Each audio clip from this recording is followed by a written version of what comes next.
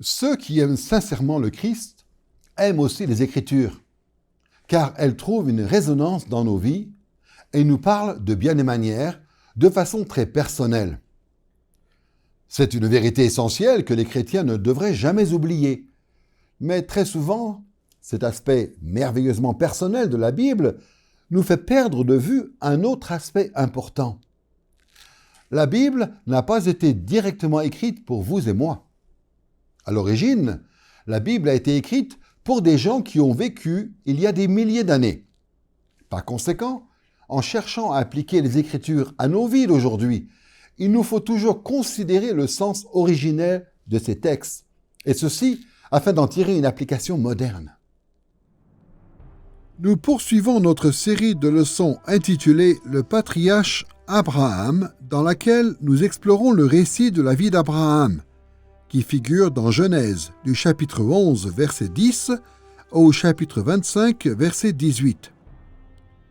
Nous entamons la deuxième des 3 leçons d'introduction qui s'intitule « Récit de la vie d'Abraham, le sens originel ». Dans cette leçon, nous verrons l'importance de lire les histoires de la vie d'Abraham à la lumière de 2 critères, l'époque où elles ont été rédigées et leur destinataire. Ça sera l'occasion de voir l'impact que Moïse espérait produire à travers ce récit sur la nation d'Israël qu'il conduisait vers la terre promise. Nous étudierons le sens originel de ce passage de Genèse du chapitre 11, verset 10 au chapitre 25, verset 18, à travers 2 grands axes. Dans un premier temps, nous verrons les liens qu'établissait Moïse entre l'histoire d'Abraham et l'expérience de ses destinataires d'origine. Et dans un second temps, nous préciserons quelques-unes des implications de ces liens pour les lecteurs d'origine. Avant de nous lancer dans l'analyse du sens originel du récit de la vie d'Abraham, prenons un instant pour rappeler ce que nous avons appris dans la leçon précédente. Jusque-là, nous avons abordé 2 points essentiels. Premièrement, nous avons vu que le passage de Genèse chapitre 12, versets 1 à 3 introduit 4 thèmes principaux dans l'histoire d'Abraham. La grâce de Dieu envers Abraham, manifestée de multiples façons, la loyauté et l'obéissance que Dieu attendait d'Abraham dans bien des domaines, les bénédictions divines destinées à Abraham avec la promesse de Dieu de faire de lui une grande nation, de lui donner une descendance nombreuse, une terre et une grande renommée, et enfin les bénédictions accordées par Dieu à travers Abraham, en promettant de faire de lui une source de bénédiction pour toutes les familles du monde. Ensuite, nous avons vu que ces grands thèmes se retrouvaient dans la construction du récit de la vie d'Abraham dans Genèse. Nous avons ainsi noté que l'histoire d'Abraham se divise en 5 parties qui se répondent entre elles dans une construction en miroir. La première présente l'origine et les premières expériences d'Abraham, du chapitre 11, verset 10 au chapitre 12, verset 9. La deuxième partie regroupe plusieurs épisodes sur les premiers contacts du patriarche avec des représentants d'autres peuples, du chapitre 12, verset 10 au chapitre 14, verset 24. La troisième partie centrale est consacrée à l'alliance d'Abraham avec Dieu, du chapitre 15, verset 1 au chapitre 17, verset 27. La quatrième partie, du chapitre 18, verset 1 au chapitre 21, verset 34, raconte les contacts ultérieurs d'Abraham avec d'autres personnes. Et enfin, la cinquième partie traite de la descendance et de la mort d'Abraham du chapitre 22, verset 1 au chapitre 25, verset 18. Ces 5 parties ou 5 étapes de la vie du patriarche sont organisées de façon symétrique. Ainsi, la troisième partie du chapitre 15, verset 1 au chapitre 17, verset 27, est consacrée à l'alliance entre Dieu et Abraham et sert d'élément central dans la vie d'Abraham. Les deuxième et quatrième parties se répondent dans la mesure où elles traitent toutes deux des interactions d'Abraham avec d'autres peuples. La première et la dernière partie se répondent en ce qu'elles servent de balises, marquant le début et la fin de la vie du patriarche, en retraçant sa lignée du passé jusqu'à l'avenir. Dans cette leçon, nous nous appuierons beaucoup sur ces données relatives à la structure et au contenu du récit de la vie d'Abraham. Après ce résumé, tournons-nous vers ce qui nous intéresse particulièrement dans cette leçon.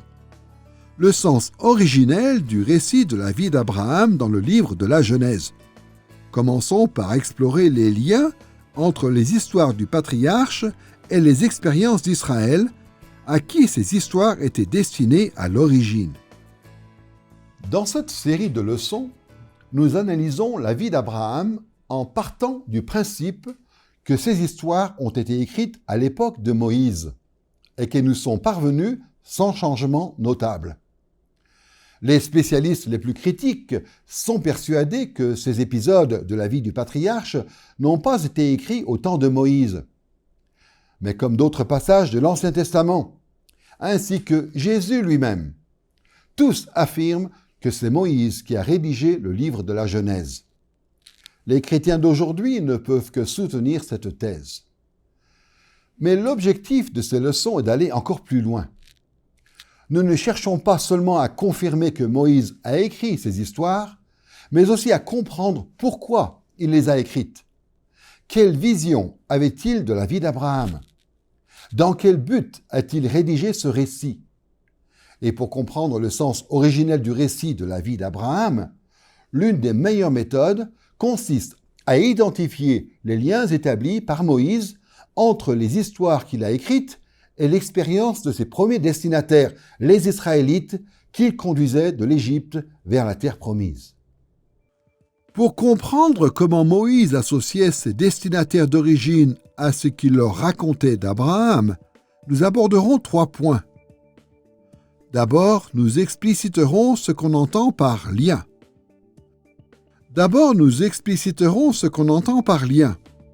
Ensuite, nous verrons plusieurs types de liens que l'on peut repérer dans les épisodes de la vie d'Abraham.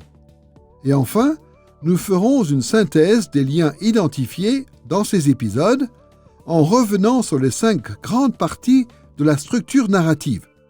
Commençons donc par préciser les liens que nous tenterons d'identifier. Lorsqu'il a eu à mettre par écrit l'histoire d'Abraham, Moïse s'est retrouvé, pourrait-on dire, dans une situation semblable à celle de tous les auteurs bibliques. Il était à la croisée de 2 mondes. D'un côté, Moïse avait entendu des récits du monde d'Abraham qu'on pourrait appeler le monde d'avant. Il savait ce qui s'était passé dans la vie du patriarche quelques 500-600 ans plus tôt, à la fois grâce à la tradition orale et à l'extraordinaire révélation divine. De ce point de vue, Moïse avait surtout affaire au monde d'avant, celui du temps d'Abraham. Mais d'un autre côté, Moïse devait aussi tenir compte du monde tel que lui-même et les Israélites qui le suivaient le connaissaient, ce qu'on pourrait appeler le monde de leur temps. En tant que leader du peuple de Dieu au moment de la rédaction, Moïse devait raconter les histoires du monde d'avant, celui où a vécu Abraham, en tentant de répondre aux besoins de ses contemporains. En tant qu'intermédiaire entre le monde d'avant, d'Abraham, et le monde de leur temps, Moïse a établi des liens entre la vie du patriarche et la vie de ses lecteurs pour leur montrer la pertinence des histoires qu'il racontait.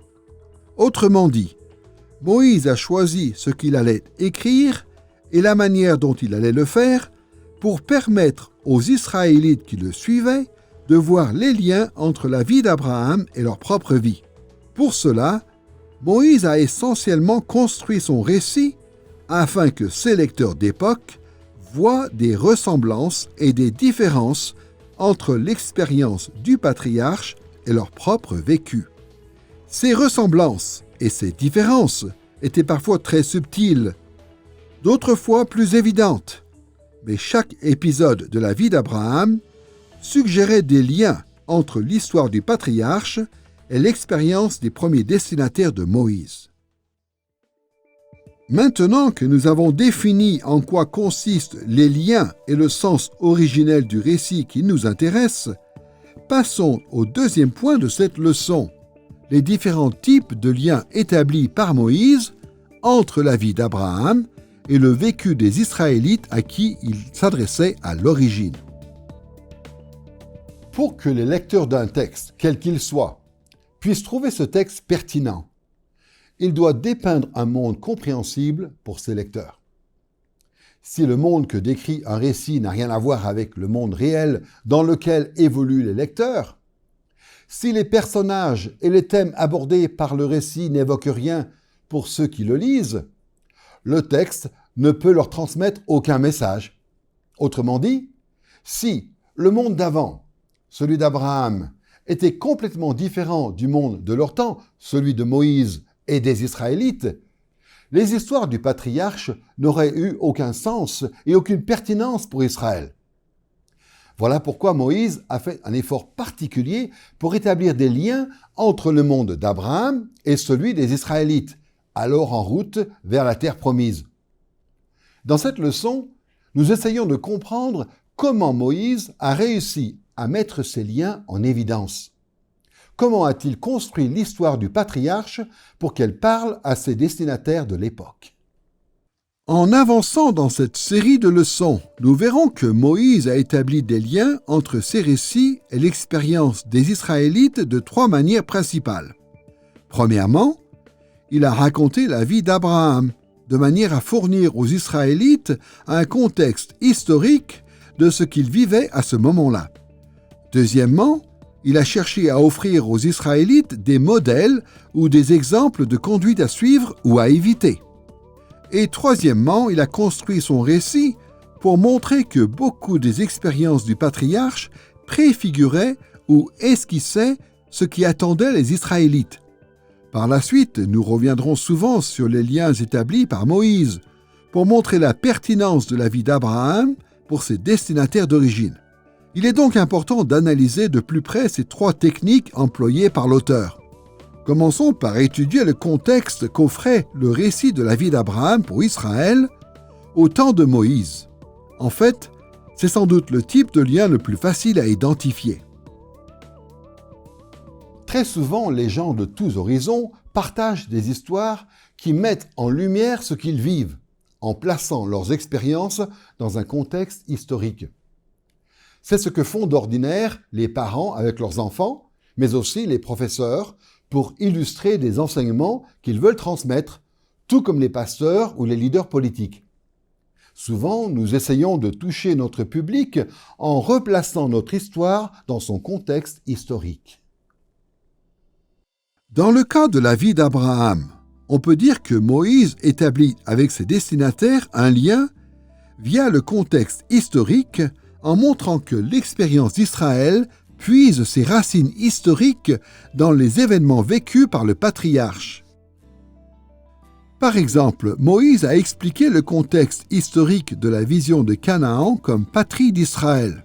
Comme vous le savez, pendant l'Exode, les Israélites se sont plusieurs fois demandé pourquoi ils devaient aller jusqu'au pays de Canaan. Pourquoi Moïse voulait-il à tout prix qu'ils rejoignent ce pays, refusant qu'ils s'installent ailleurs? À plusieurs reprises, Moïse a tenté de répondre à cette question en replaçant la vie d'Abraham dans un contexte historique. Concrètement, il a montré que Dieu avait spécifiquement donné à Abraham le pays de Canaan comme patrie, pour que les Israélites comprennent l'importance pour eux d'établir leur patrie à Canaan. Voici par exemple ce que Dieu dit à Abraham dans Genèse chapitre 15, verset 18. « Je donne ce pays à ta descendance, depuis le fleuve d'Égypte jusqu'au grand fleuve, à savoir l'Euphrate. » Ce passage précise le contexte historique qui poussait Moïse à insister pour que les Israélites prennent possession de Canaan. Dieu avait donné ce pays au père estimé d'Israël, et il le leur donnait à eux en tant que descendants du patriarche. Il n'était donc pas question de s'établir ailleurs. En étudiant plus en détail la vie d'Abraham, nous verrons que Moïse a souvent mis en avant ce type de contexte historique. La deuxième technique de Moïse pour établir un lien entre l'histoire d'Abraham et les Israélites de son époque consistait à leur proposer des modèles. Voyons comment elle s'y est pris. Avec l'histoire d'Abraham, Moïse ne cherchait pas seulement à fournir des éléments de contexte à ses lecteurs. Il a aussi raconté de nombreuses expériences du patriarche pour que les Israélites puissent repérer plusieurs points communs entre la situation d'Abraham et la leur. Ces ressemblances soulevaient des questions morales chez les destinataires de Moïse, ce qui devait offrir à Israël des exemples à suivre et à ne pas suivre. Quand on veut faire passer un message à quelqu'un, on lui raconte souvent des histoires qui présentent des modèles ou des exemples. Au travail, quand nous avertissons un collègue qui ne devrait pas faire telle ou telle chose, nous illustrons souvent nos propos en racontant ce qui est arrivé à un tel qui a commis la même erreur. En essayant d'inculquer aux enfants l'importance de bien travailler à l'école, nous renforçons souvent cette idée en leur donnant des exemples de gens qui ont réussi à faire de grandes choses parce qu'ils étaient des étudiants sérieux. Moïse a lui aussi souvent utilisé cette approche auprès des Israélites s'identifiant à la vie d'Abraham. Il a raconté l'histoire du patriarche de manière à présenter les personnages de son époque comme des exemples positifs ou négatifs. Par exemple, voyons comment Moïse a exhorté les Israélites à se montrer courageux face à la menace que représentaient les Cananéens installés dans le pays de Canaan. Dans les livres de Nombre et de Deutéronome, on apprend que les Israélites qui suivaient Moïse ont refusé de pénétrer dans le pays de Canaan parce qu'ils ont eu peur des Cananéens puissants qui y habitaient. Ils ont flanché face à ces ennemis qui leur semblaient invincibles. Dans Deutéronome chapitre 1, versets 26 à 28, voici ce que dit Moïse aux tribus d'Israël. « Mais vous n'avez pas voulu y monter, et vous avez été rebelles à l'ordre de l'Éternel votre Dieu. Vous avez murmuré dans vos tentes. Vous avez dit, c'est parce que l'Éternel a de la haine pour nous, qui nous a fait sortir du pays d'Égypte, afin de nous livrer entre les mains des Amoréens et de nous détruire. Où monterions-nous ? Nos frères nous ont fait perdre courage en disant, c'est un peuple plus grand et de plus haute taille que nous. Ce sont des villes grandes et fortifiées jusqu'au ciel. » L'une des manières qu'a trouvé Moïse pour dissiper chez ses lecteurs la peur des Cananéens a été de montrer l'exemple d'Abraham, qui a lui aussi dû faire face aux Cananéens de son époque. On trouve notamment une première référence aux Cananéens dans la vie du patriarche dans Genèse chapitre 12 au verset 6. Abraham traversa le pays. Les Cananéens habitaient alors dans le pays. Il en est aussi question dans Genèse chapitre 13 verset 7. Les Cananéens et les Phérésiens habitaient alors dans le pays. Pourquoi Moïse mentionne-t-il la présence des Cananéens 2 fois dans 2 épisodes d'affilée ? Notamment parce qu'il voulait montrer à Israël que le patriarche a vécu une situation très semblable à la leur. Les Cananéens étaient installés dans le pays promis à l'époque d'Abraham, comme à l'époque de Moïse. Pourtant, Abraham a fait confiance aux promesses de l'Éternel et il a pénétré courageusement dans la région occupée par les Cananéens. En racontant cela, Moïse tentait d'encourager ses lecteurs à faire preuve de la même audace qu'Abraham, en mettant leur confiance dans les promesses de Dieu et en entrant à leur tour dans le pays de la promesse, même si les Cananéens y habitaient toujours. Ainsi Abraham devenait pour eux un exemple à suivre. En étudiant la vie d'Abraham, on rencontre beaucoup de passages qui offrent des exemples positifs et négatifs. Mais à côté de cela, Moïse a tenté d'établir un lien entre l'histoire du patriarche et le vécu de ses lecteurs, en leur présentant les événements de la vie d'Abraham comme une préfiguration ou un avant-goût des événements contemporains de Moïse. En général, un texte peut fournir un contexte historique sans toujours fournir des points de ressemblance qui parlent au lecteur. Pour proposer des exemples ou des modèles qui touchent le public, un récit doit déjà contenir plus d'éléments auxquels le lecteur puisse s'identifier. Mais pour qu'on puisse parler de préfiguration, il faut absolument qu'un texte offre de nombreuses similitudes. Dans le cas qui nous intéresse, il fallait donc que le monde d'avant, où évoluait Abraham, ressemble presque trait pour trait au monde de leur temps que connaissaient les Israélites.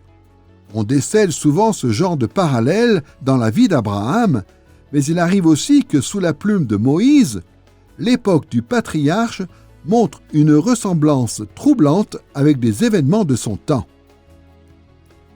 On connaît bien l'adage qui dit que l'histoire se répète. Et même si l'on sait que dans l'histoire, il n'y a pas deux séries d'événements exactement pareilles, il arrive que les faits se ressemblent tellement qu'on a l'impression de les revivre. Et quand les auteurs bibliques remarquaient que certains événements passés semblaient se répéter dans la vie de leur destinataire, ils mettaient souvent ce lien en avant. C'est ce qu'on appelle la préfiguration. Un des exemples de préfiguration apparaît dans le fameux épisode de Genèse, chapitre 15, versets 1 à 21, qui décrit l'alliance d'Abraham avec Dieu. Dieu a assuré à Abraham qu'un jour, ses descendants posséderaient le pays de Canaan et pour ce faire, il l'a appelé à préparer un rituel d'alliance. Abraham a donc coupé des animaux en deux et a placé ces morceaux de part et d'autre d'un chemin. Une fois endormi, le patriarche a eu une vision qui ressemblait beaucoup à ce qu'avaient vécu les premiers lecteurs de Moïse. Dans Genèse chapitre 15, verset 17, il est dit « Quand le soleil fut couché, l'obscurité devint profonde. Alors, une fournaise fumante et des flammes passèrent entre les animaux partagés. » Le reste du passage nous apprend que cette fournaise fumante et ses flammes représentaient Dieu qui est passé entre les moitiés d'animaux en signe d'engagement solennel à donner à la descendance d'Abraham le pays de la promesse. Imaginez un peu, Genèse chapitre 15, verset 17, nous présente Dieu qui apparaît à Abraham sous forme de flammes et de fumée pour lui jurer qu'il accomplira sa promesse et donnera à ses descendants la terre promise. Les lecteurs modernes trouveront sans doute étrange cette apparition divine dans les flammes et la fumée pour sceller les promesses faites au patriarche. Mais si on considère que Moïse a écrit l'histoire d'Abraham pour les Israélites qui le suivaient vers la terre promise, ce détail prend tout son sens. Pendant les déplacements des Israélites, Dieu leur a apparu à maintes reprises sous forme de flammes et de fumée. Dans la nuée de gloire qui les conduisait vers la terre promise, Dieu leur apparaissait aussi comme des flammes et de la fumée.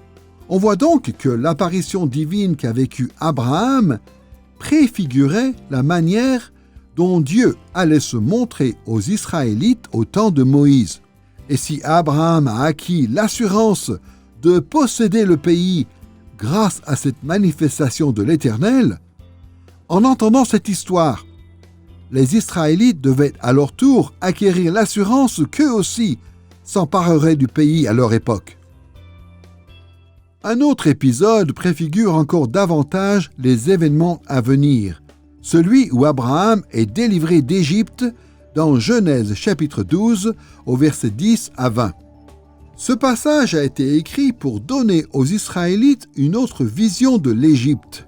En l'occurrence, dans tout cet épisode, Moïse établit des parallèles étroits entre l'expérience du patriarche et celle des Israélites sous sa houlette.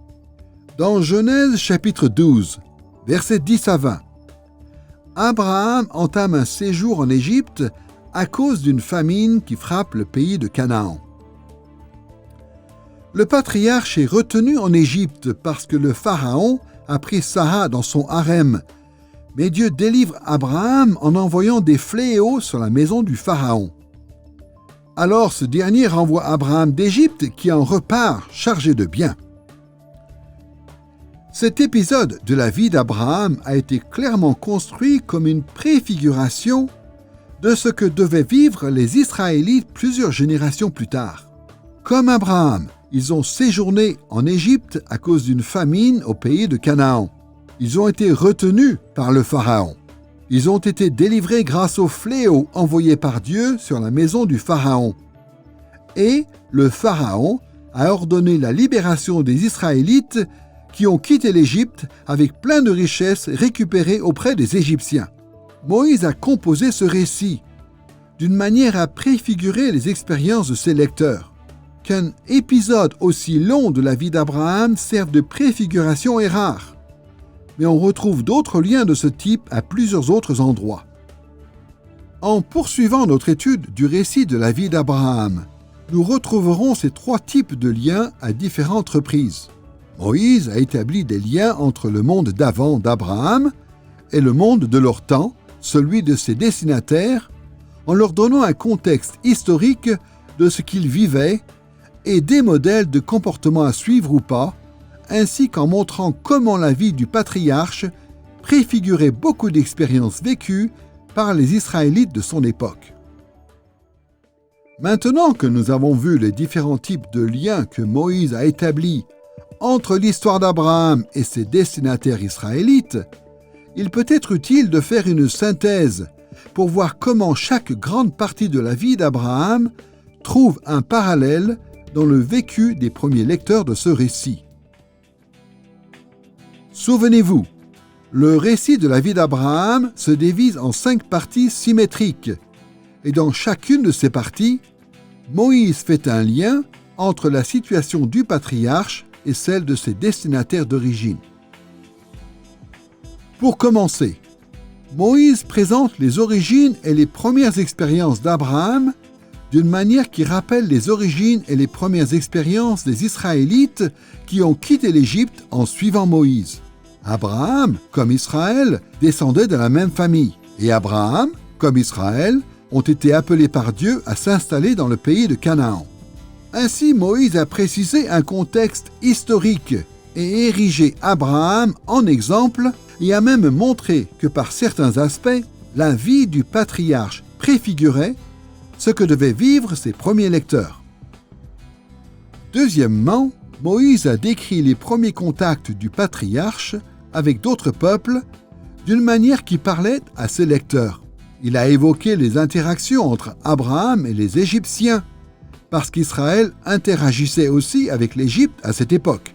Il a raconté les rapports entre Abraham et Lot, parce qu'Israël était aussi en contact avec les descendants de Lot, les Moabites, les Ammonites.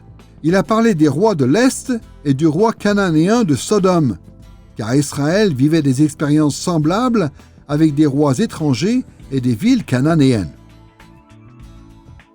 Troisièmement, Moïse a écrit sur l'alliance entre Dieu et Abraham, car Israël avait aussi conclu une alliance avec Dieu. L'alliance entre le patriarche et l'Éternel préfigurait de plusieurs manières l'alliance entre Dieu et Israël. Quatrièmement, Moïse a écrit sur les contacts ultérieurs d'Abraham avec d'autres personnes, comme les habitants de Sodome et Gomorrhe, Lot et Abimelech le Philistin, parce qu'Israël se trouvait confronté au même type de personnes à son époque, les habitants des villes cananéennes, les Moabites et les Ammonites, ainsi que les Philistins. Et cinquièmement, Moïse a mentionné la descendance et la mort d'Abraham d'une manière qui parlait aussi à ses lecteurs.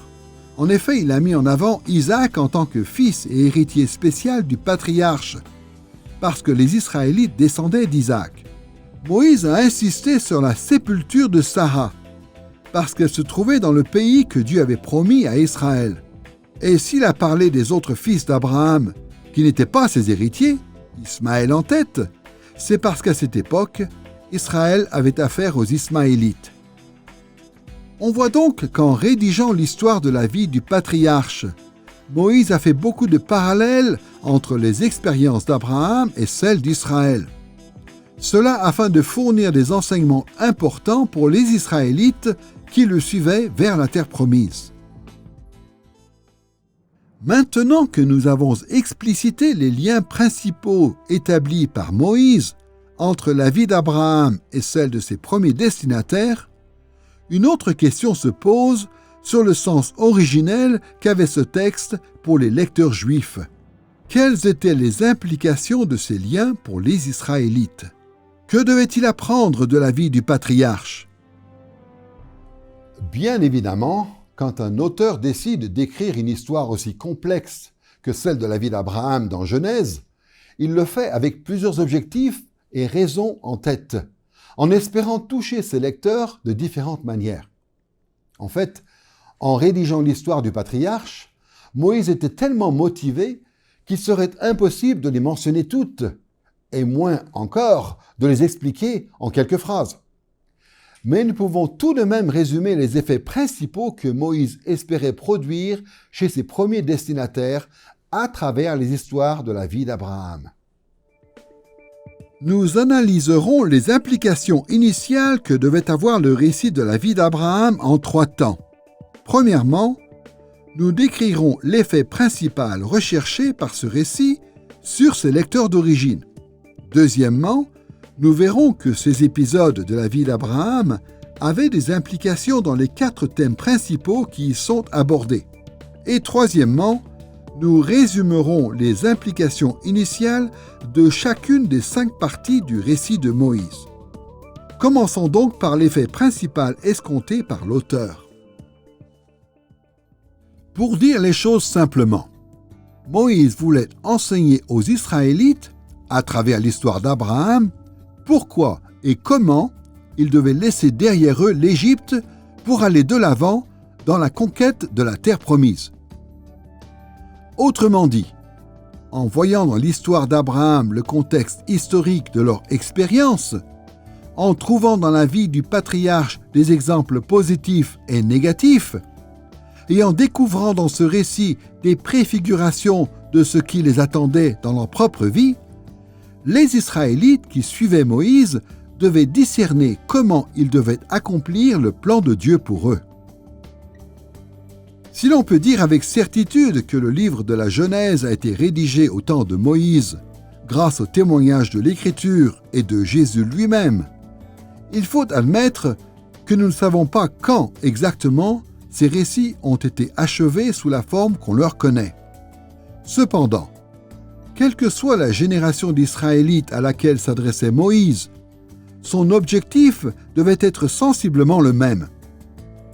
Il a raconté la vie d'Abraham pour que ses lecteurs détournent leur cœur de l'Égypte et se concentrent plutôt sur la conquête de la terre promise. On ne saurait trop insister sur ce que cela impliquait globalement pour les premiers lecteurs du récit. Moïse a écrit pour encourager le peuple d'Israël à ne jamais désirer retourner en Égypte et à s'efforcer de conquérir Canaan. Et c'est avec ce vaste enjeu en tête que nous pouvons appliquer le récit d'Abraham à nos vies actuelles. En tant que chrétiens, nous poursuivons un chemin sur lequel s'est engagé Israël au temps de Moïse. Nous sommes en route vers les nouveaux cieux et la nouvelle terre. Alors, pour appliquer correctement les histoires du patriarche à nos vies, nous devons comprendre comment elles ont pu exhorter les premiers lecteurs à poursuivre leur périple vers Canaan.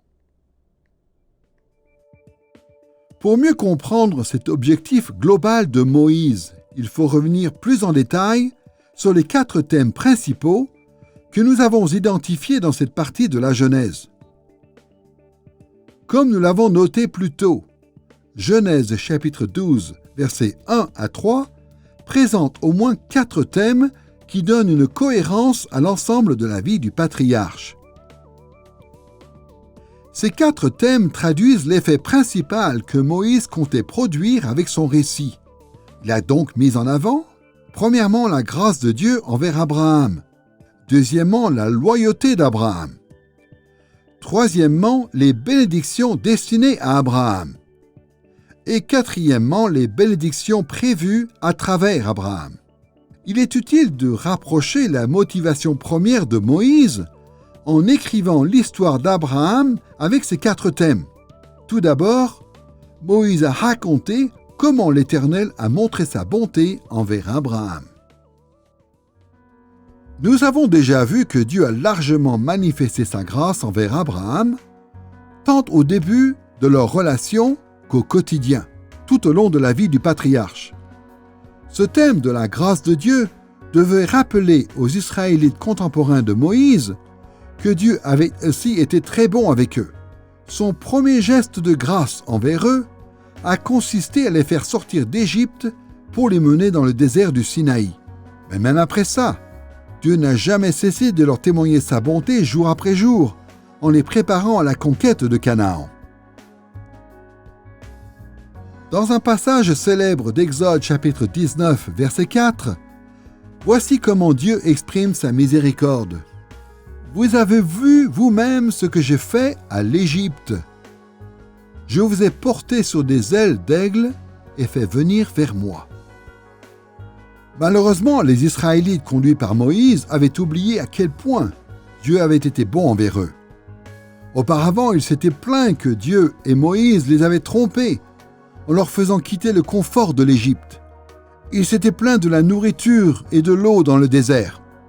Ils trouvaient que Dieu leur en demandait trop en leur ordonnant de conquérir la terre promise.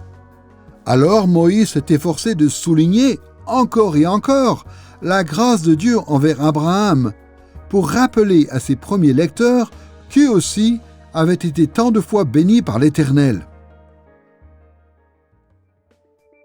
Deuxièmement, nous avons vu que Moïse a aussi souligné la loyauté d'Abraham en attirant l'attention de ses lecteurs sur les nombreuses fois où Dieu a exigé l'obéissance du patriarche.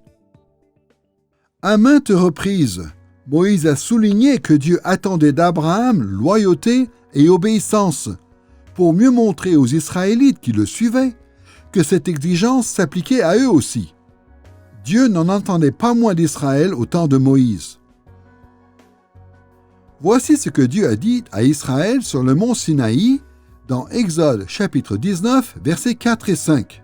« Vous avez vu vous-même ce que j'ai fait à l'Égypte. Je vous ai porté sur des ailes d'aigle et fait venir vers moi.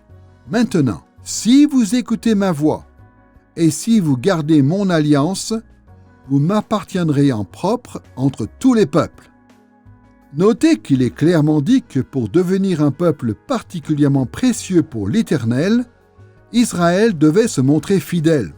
Même si Dieu a été extrêmement bon envers son peuple, le statut de chaque personne dans chaque génération dépendait de son attitude face au commandement de l'Éternel.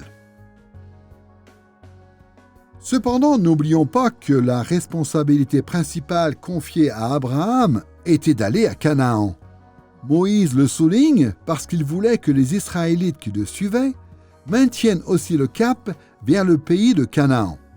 Tout comme, bien sûr, en mentionnant les autres responsabilités du patriarche, Moïse voulait rappeler aux Israélites de son temps leurs nombreuses autres responsabilités envers Dieu.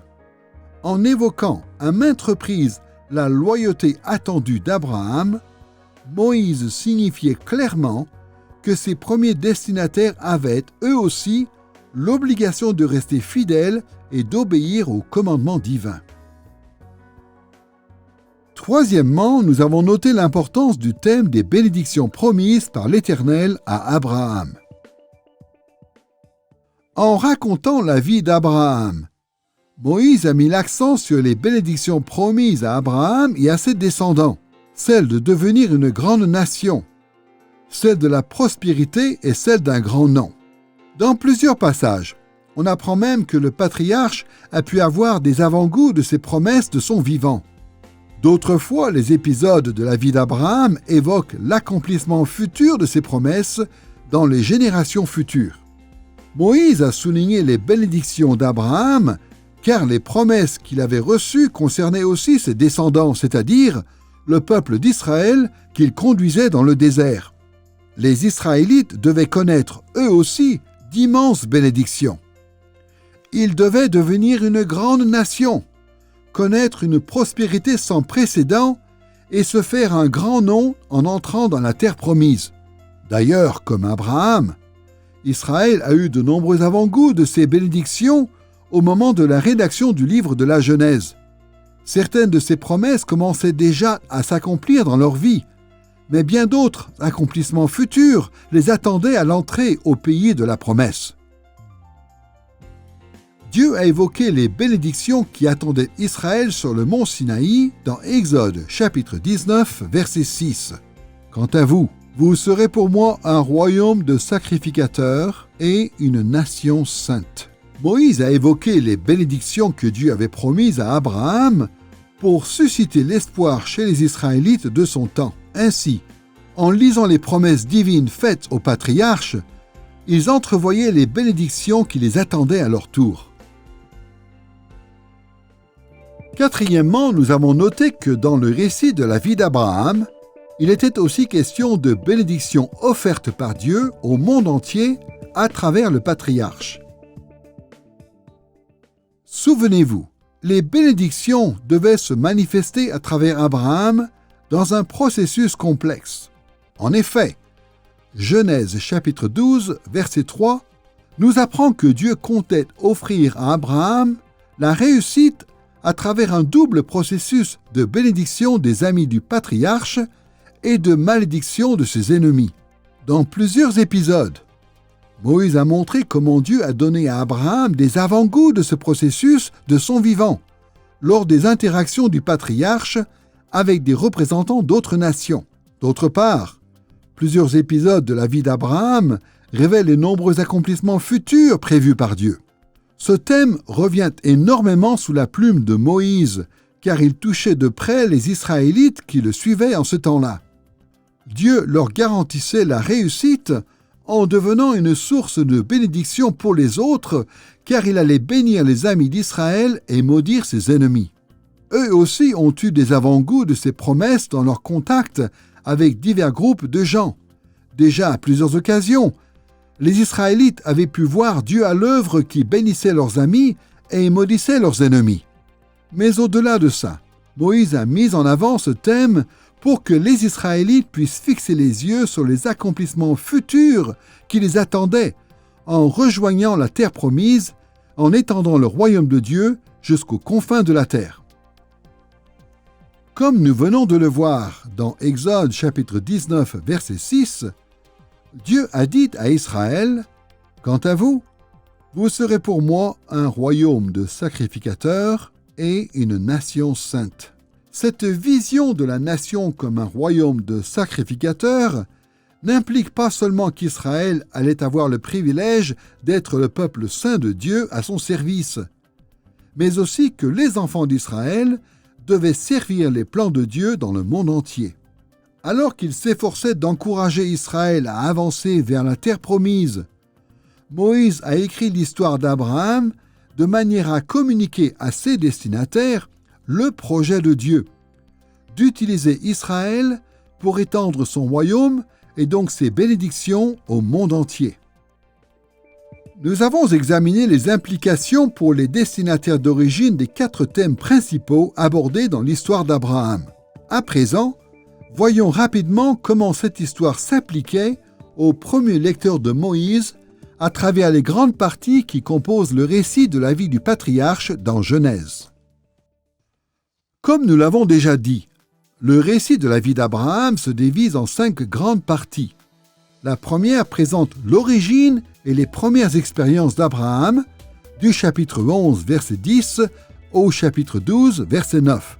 La deuxième relate les premiers contacts du patriarche avec des représentants d'autres peuples, du chapitre 12, verset 10, au chapitre 14, verset 24. La troisième est consacrée à l'alliance d'Abraham avec Dieu, du chapitre 15, verset 1, au chapitre 17, verset 27. La quatrième partie, du chapitre 18, verset 1, au chapitre 21, verset 34, raconte les contacts ultérieurs d'Abraham avec d'autres personnes. Et la cinquième partie traite de la descendance et de la mort d'Abraham, du chapitre 22, verset 1, au chapitre 25, verset 18. Chacune de ces grandes parties se divise à son tour en plusieurs épisodes ou sections. Résumons le contenu et quelques-unes des principales implications de ces épisodes pour les destinataires d'origine de Moïse. La première partie du récit de la vie d'Abraham, consacrée à son origine et ses premières expériences, apporte des précisions sur la famille du patriarche et sur le premier appel qu'il a reçu de Dieu. En gros, Moïse a composé cette partie du récit de manière à montrer à ses lecteurs israélites, à travers la vie d'Abraham, qu'ils pouvaient en tirer des informations sur leurs propres origines familiales et sur l'appel que leur adressait l'Éternel. Cette première partie se divise en 3 épisodes ou sections. Le récit de la vie d'Abraham s'ouvre sur une généalogie présentant les descendants d'Abraham choisis par Dieu, au chapitre 11, versets 10 à 26. Ces versets établissent Abraham comme personnage central de la lignée de Sem, qui jouissait d'un statut spécial aux yeux de Dieu, celui de son peuple élu. Cette généalogie était censée rappeler aux premiers lecteurs israélites de Moïse qu'eux aussi, en tant que descendants d'Abraham, avaient ce statut privilégié du peuple élu de Dieu. La deuxième section de la partie consacrée à l'origine et aux premières expériences du patriarche est aussi une généalogie qu'on retrouve au chapitre 11, au verset 27 à 32. En gros, ce passage présente Téra comme un homme idolâtre qui a tenté de rejoindre Canaan, mais qui a échoué dans ce projet. Il n'était pas difficile pour les lecteurs de Moïse de faire le parallèle entre la situation d'Abraham et la leur. En effet, leurs parents s'étaient aussi adonnés à l'idolâtrie et n'ont pas réussi non plus à atteindre le pays de Canaan. Ainsi, tout comme Abraham avait dû s'efforcer de ne pas répéter les erreurs de son père, les Israélites qui suivaient Moïse devaient eux aussi éviter de reproduire les erreurs de leurs parents, la première génération idolâtre sortie d'Égypte qui n'a pas réussi à rejoindre Canaan. Puis la première partie de l'histoire d'Abraham aborde l'épisode de la migration du patriarche à Canaan, au chapitre 12, versets 1 à 9. L'Éternel a appelé Abraham à se mettre en route vers Canaan et il a obéi malgré les nombreuses difficultés que présentait cette mission. De même, Dieu a appelé les premiers lecteurs de Moïse à rejoindre le pays de Canaan et ils devaient obéir à leur tour malgré toutes les difficultés que ça représentait pour eux. Le récit de la migration d'Abraham à Canaan impliquait donc pour les Israélites de l'époque, à l'époque de Moïse, la responsabilité de suivre les pas du patriarche en allant comme lui au pays de Canaan. Dans ces 3 sections, sorte d'introduction à la vie d'Abraham, Moïse a offert à ses premiers lecteurs des orientations importantes alors qu'il traversait une période difficile en servant Dieu. La deuxième grande partie du récit de la vie d'Abraham se concentre sur les premiers contacts du patriarche avec d'autres peuples. Ces chapitres relatent, à travers plusieurs épisodes, les interactions du patriarche avec différents groupes de personnes, offrant aux lecteurs israélites des enseignements sur la façon dont ils devaient interagir avec les autres. Dans le premier épisode de Genèse, chapitre 12, versets 10 à 20, Moïse décrit la délivrance d'Égypte du patriarche. Alors qu'il se retrouvait obligé de séjourner en Égypte à cause d'une famine, Abraham a été libéré du joug égyptien par Dieu, qui a frappé le Pharaon et sa maison de grands fléaux. Grâce à la délivrance divine, Abraham a pu quitter l'Égypte chargé de richesses pour ne plus jamais y retourner. Le patriarche a très bien compris que l'Égypte n'était pas sa patrie. Les premiers destinataires de Moïse voyaient que, par bien des aspects, leur propre expérience ressemblait à celle d'Abraham. Eux aussi s'étaient rendus en Égypte pour échapper à la famine. Et eux aussi ont été délivrés par Dieu, qui a envoyé des fléaux sur l'Égypte que les Israélites ont pu quitter, chargés de nombreux biens donnés par les Égyptiens. Malheureusement, lorsqu'ils ont été confrontés à des difficultés, une grande partie des Israélites ont commencé à idéaliser leur ancienne vie en Égypte et à vouloir y retourner. Cet épisode était donc censé rappeler aux destinataires d'origine que l'Égypte n'était pas leur patrie. Ils devaient se souvenir que Dieu les avait libérés avec tant de bonté pour qu'ils laissent définitivement derrière eux l'Égypte et ses habitants. Le deuxième épisode de la partie dédiée au premier contact d'Abraham relate son conflit avec Lot au chapitre 13, versets 1 à 18. C'est l'histoire bien connue de la dispute entre les hommes d'Abraham et ceux de Lot à propos des ressources naturelles utilisées par leurs troupeaux. Dans ce conflit, le patriarche s'est montré bienveillant envers Lot en le laissant vivre en paix sur les terres de son choix. Le sens de cet épisode était évident pour les premiers lecteurs de la Genèse. D'après le chapitre 2 de Deutéronome, Moïse a ordonné aux Israélites en route vers la terre promise de traiter les descendants de Lot avec bonté et de les laisser vivre en paix sur leurs terres ancestrales. Ainsi, l'attitude bienveillante d'Abraham envers Lot devait leur servir d'exemple dans leur rapport avec les Moabites de leur époque. Le troisième épisode relatant les premiers contacts d'Abraham raconte comment le patriarche est parti à la rescousse de Lot au chapitre 14, versets 1 à 24. Ce récit complexe décrit comment Abraham a vaincu des rois puissants et tyranniques venus de loin et comment il en a délivré Lot en lui témoignant encore une fois sa bonté. Cette histoire trouvait clairement un écho chez les Israélites qui suivaient Moïse. Alors qu'ils traversaient des terres des Moabites et des Ammonites, les descendants de Lot, l'armée d'Israël a battu 2 rois tyranniques, Sihon, roi des Amorites, et Og, roi de Basan.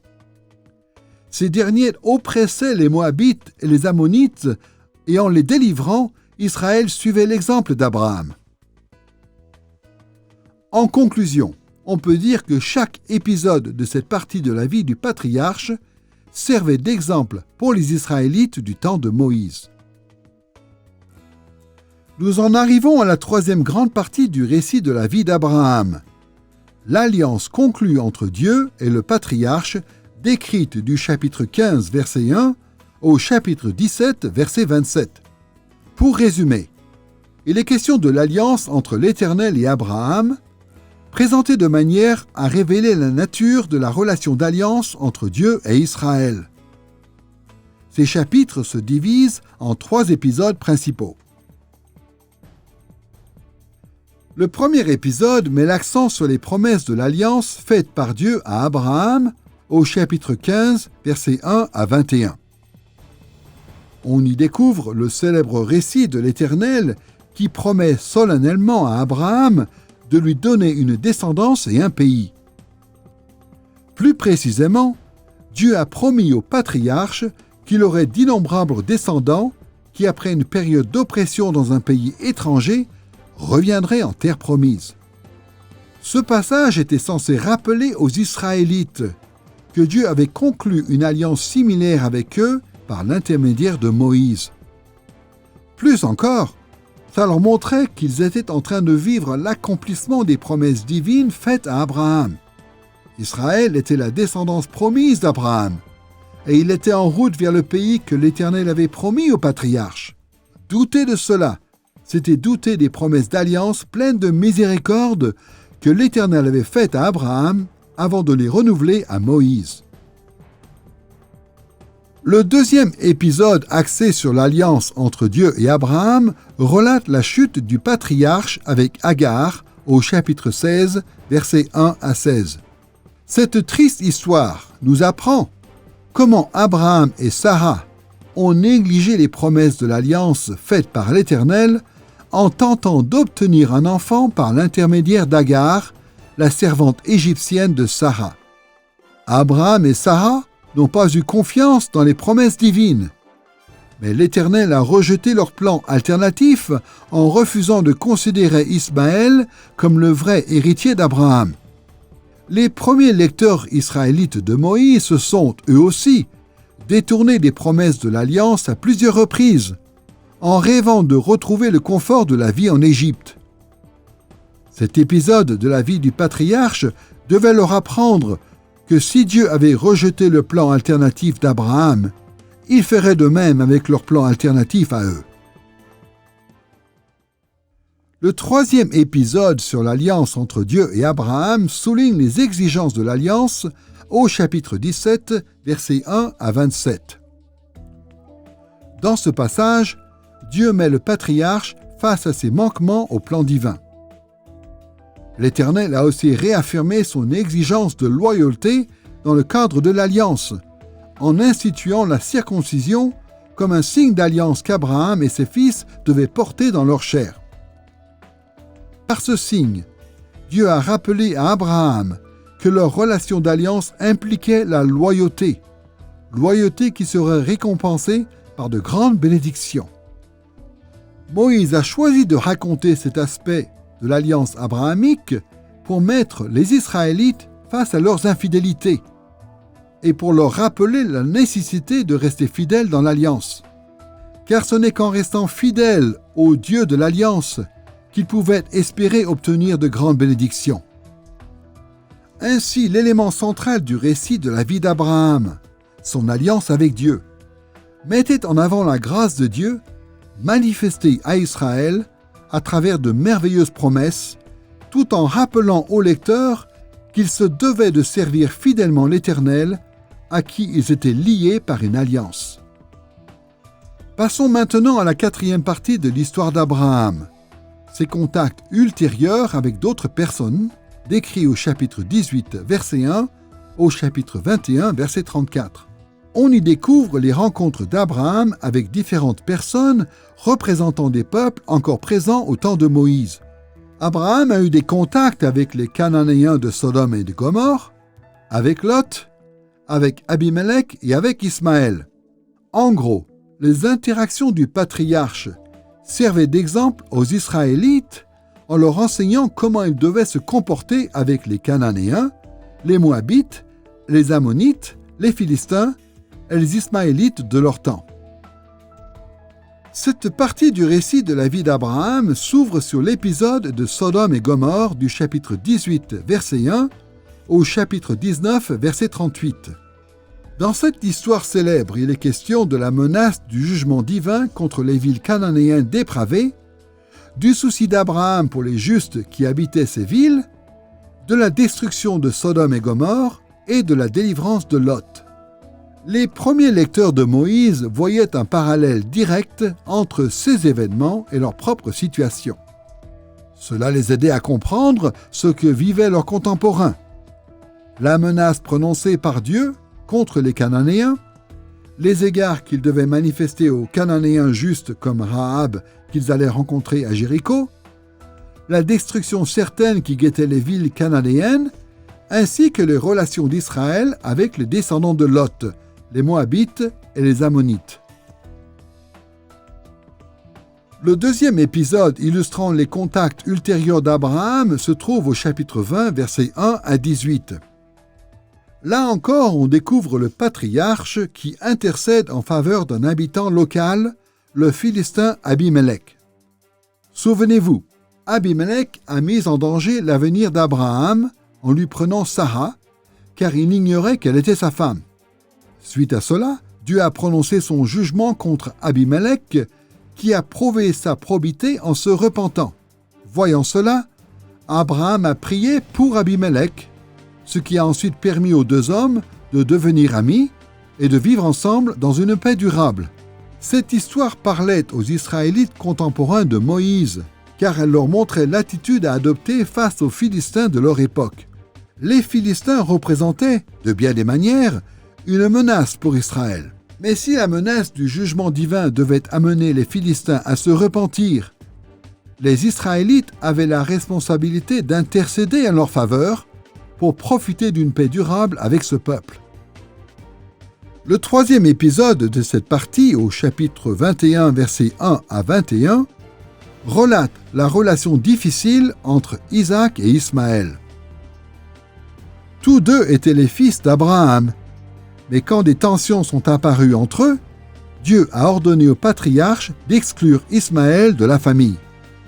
Même si Dieu a béni Ismaël, il a clairement signifié que le seul héritier légitime d'Abraham était Isaac. En informant ses lecteurs de ces événements, Moïse essayait de leur faire comprendre la nature de leur relation avec les Ismaélites de leur temps.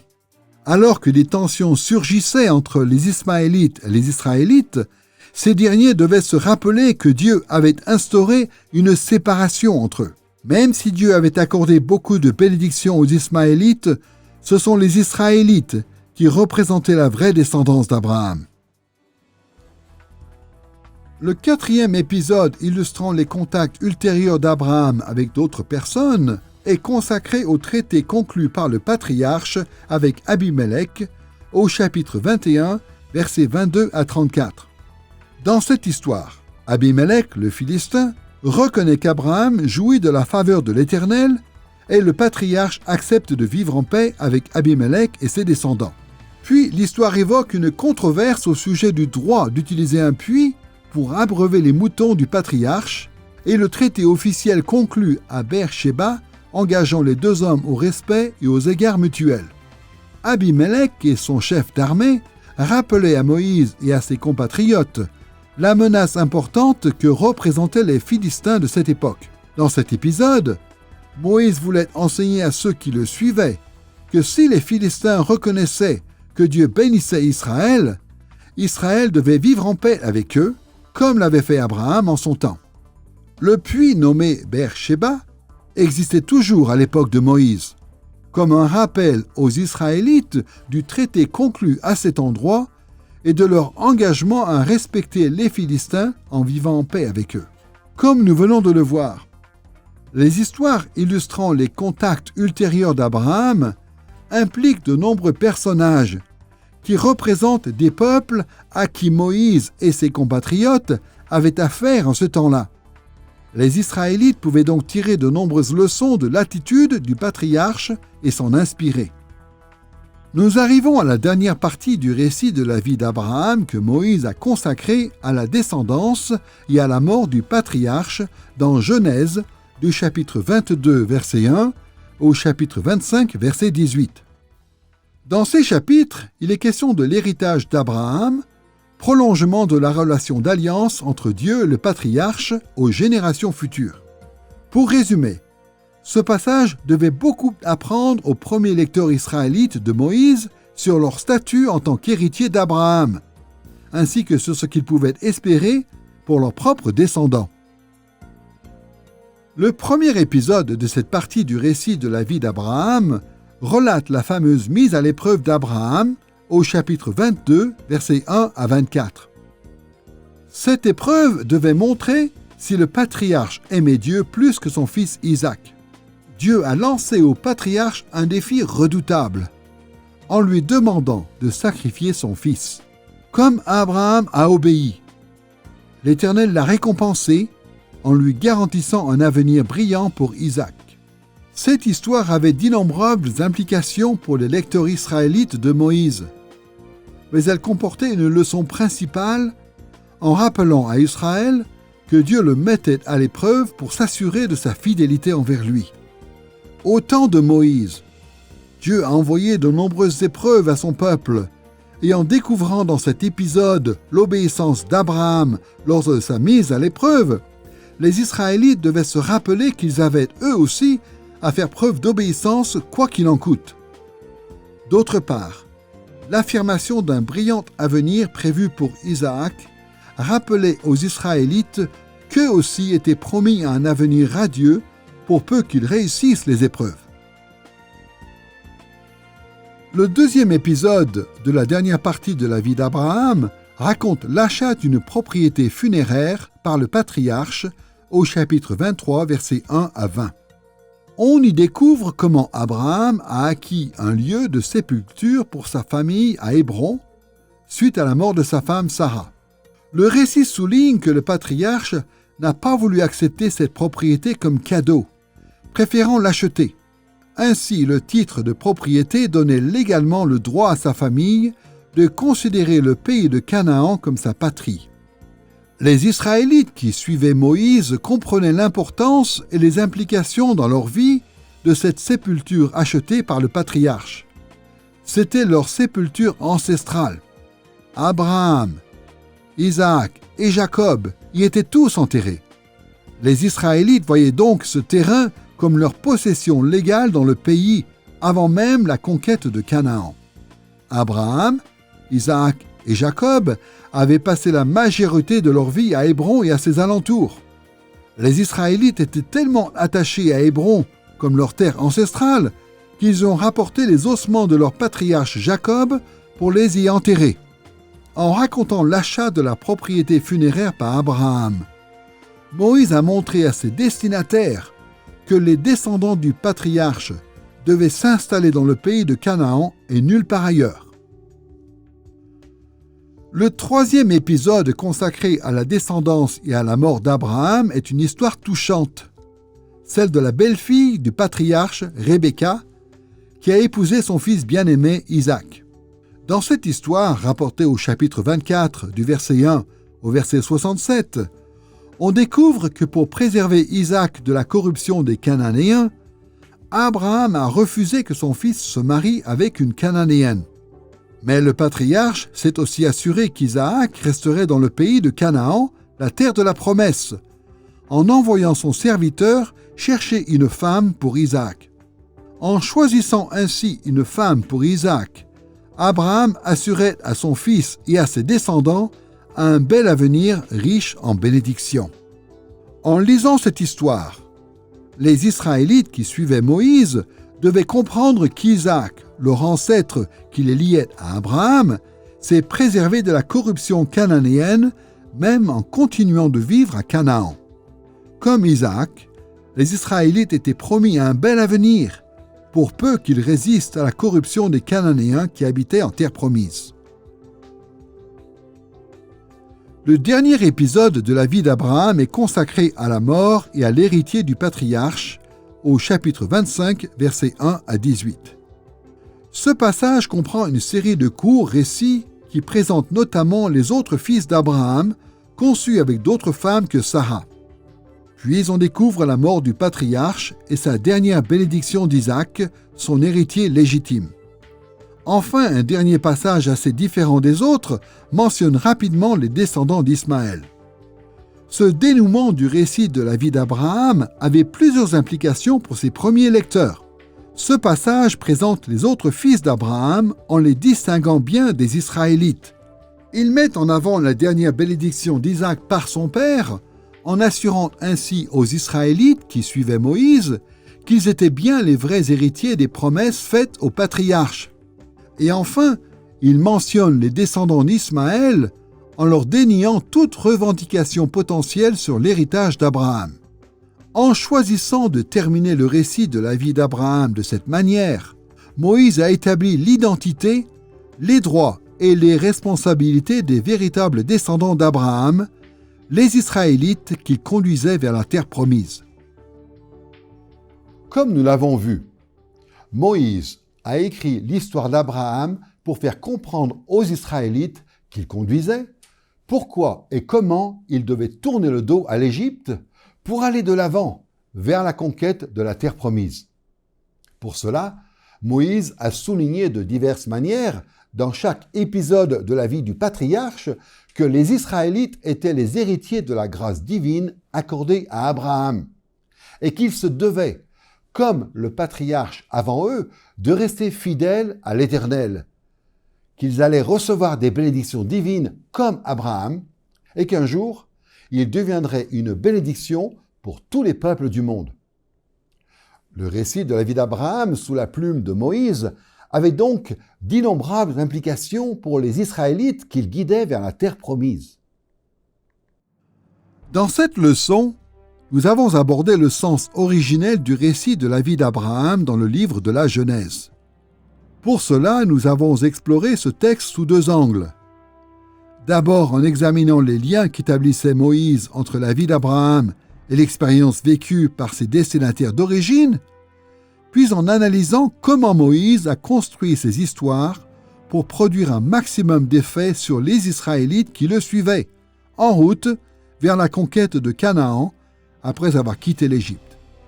En étudiant davantage les parallèles que faisait Moïse entre Abraham et ses premiers destinataires israélites, et l'effet qu'il espérait produire chez eux avec ce récit, nous pouvons mieux comprendre comment chaque épisode de la vie du patriarche était censé enseigner les Israélites et par la même occasion enseigner les croyants de futures générations.